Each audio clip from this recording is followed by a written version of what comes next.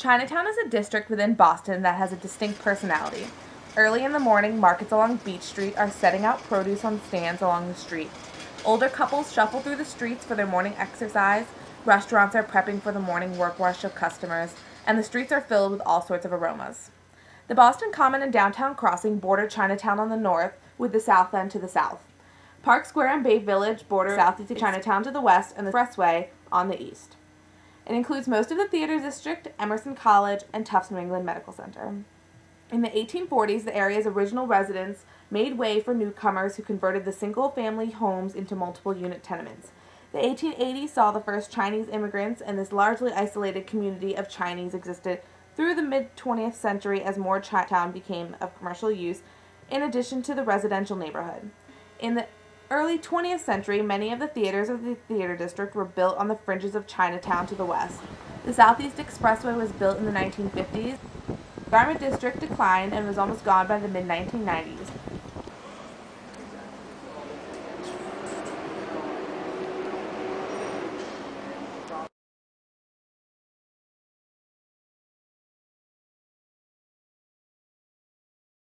My two favorite places to go in Chinatown are the 99-cent store and Windmill Fabrics. There have been a lot of times when I needed stuff really quick, like props for a class or things for a class project, and the 99-cent store literally has anything and everything you could need for really, really cheap.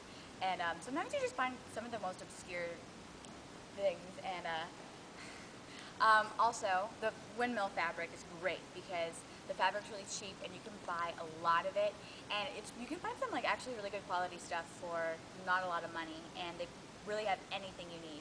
So both those two stores, I'd say, are definitely great things to use and utilize.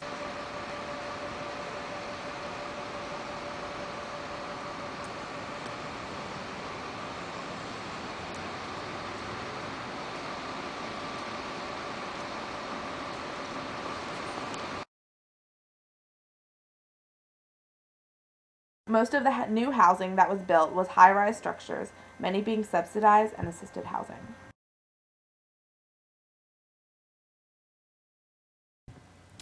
Over the past 5 years, there's been a decrease in crime in Chinatown due to an increase in numbers of Boston Police Department officers in the A1 district.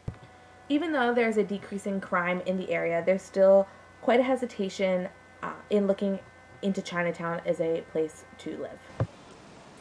When I first came to Boston, I was looking at a bunch of different places to live. I wanted to live downtown because that's where I work, and I wanted to be, not a long commute.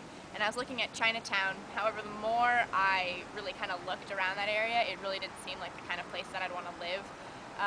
Everything just seemed a little too sketch for my taste, and a little too run down in a lot of areas where apartments were, so I ended up deciding to live elsewhere.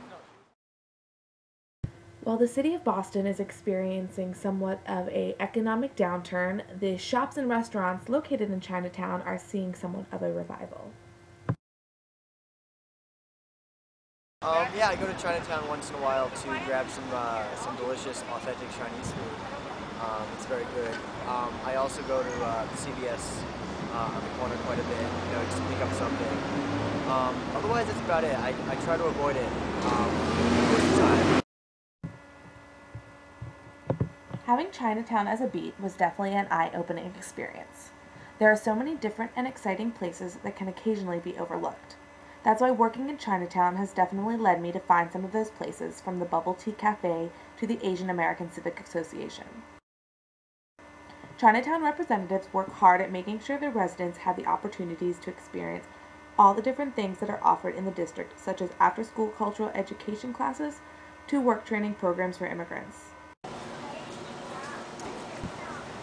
Chinatown is a great place to explore and always a place to meet interesting people.